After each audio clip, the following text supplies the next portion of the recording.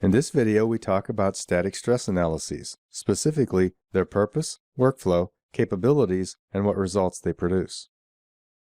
Perform a static stress analysis to determine stress, strain, displacement, and safety factor in a part or assembly resulting from various applied loads. You can also determine contact pressures between parts of an assembly. In order for this type of study to be valid, the model must have the following characteristics. For accurate results, stresses cannot exceed the yield strength of the materials. The loading must cause only small deflections or rotations, so deformation can't have a significant effect on the load direction, magnitude, or the surface area to which loads are applied. Also, the deformation can't alter where or in what manner the parts are constrained. Finally, dynamic effects from the loading are not significant. Static stress analyses do not consider damping or inertial effects, that is, momentum.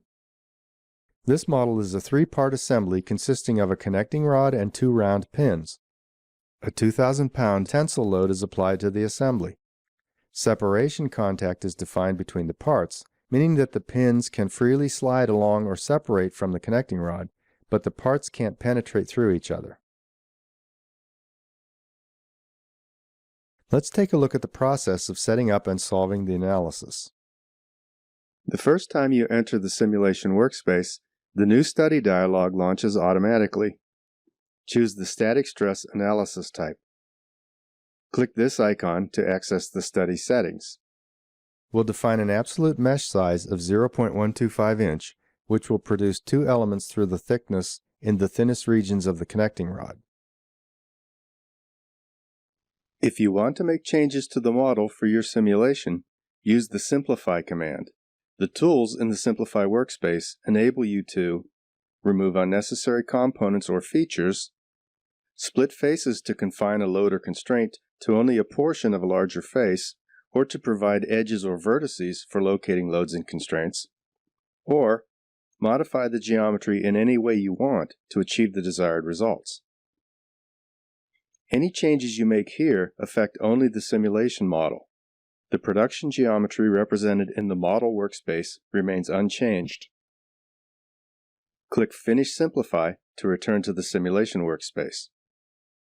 The materials were previously defined in the model workspace. We'll confirm that the study materials match the model materials. Let's apply the following constraints to make the model statically stable without impeding its expected displacement under load.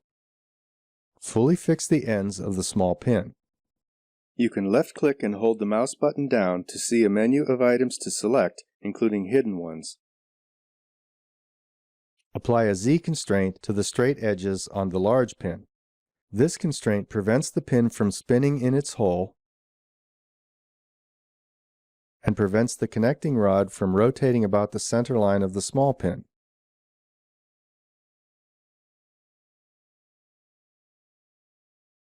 Apply a Y constraint to the pin and connecting rod edges at the middle of the large hole. This constraint prevents the connecting rod from sliding axially along the small pin, and it prevents the large pin from sliding axially in the large hole.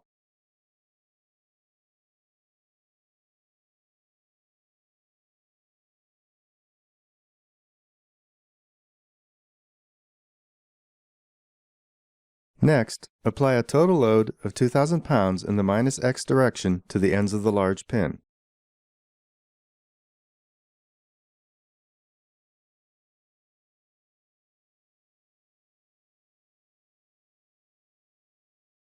Automatically detect all contact sets. The default tolerance is fine because the parts are touching at each contact face. Edit all contact sets to change the contact type from bonded to separation.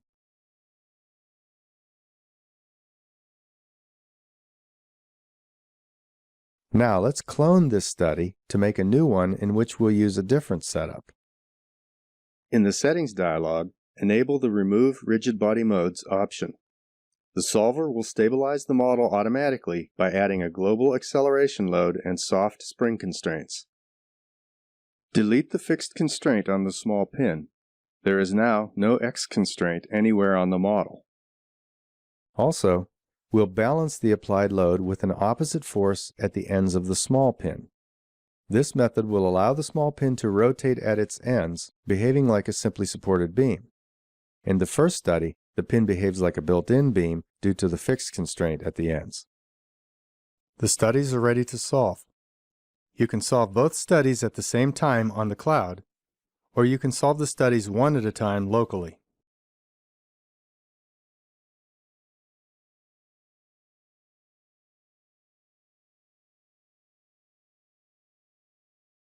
When the solution finishes, the Study 2 safety factor results appear. The orange and white exclamation point indicates that the design is marginal. The result is greater than 1, meaning that the yield strength has not been reached. However, the safety factor is lower than typically recommended. Since we're going to look at the results of two different model setups, we'll go to the Compare workspace. Here we can see the two studies side by side.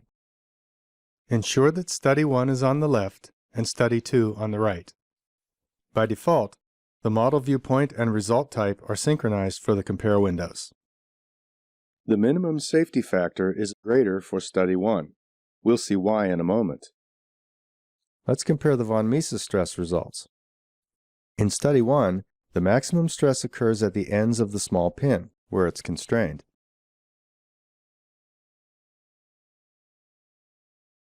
In Study 2, the stress is greater and occurs at the middle of the pin's length, which explains the difference in the safety factors. Display the X displacement component. Notice that in Study 1, all X displacements are 0 or negative. In Study 2, because of the opposing forces, both negative and positive X displacements occur. The difference between the minimum and maximum displacement values is greater than the maximum displacement in Study 1. The reason is that the small pin bends more freely without the fixed constraints at the ends. Finally, the maximum contact pressure is greater in Study 2. The increased bending deformation of the small pin causes more localized contact between the pin and connecting rod, so this result is not surprising. Thank you for watching.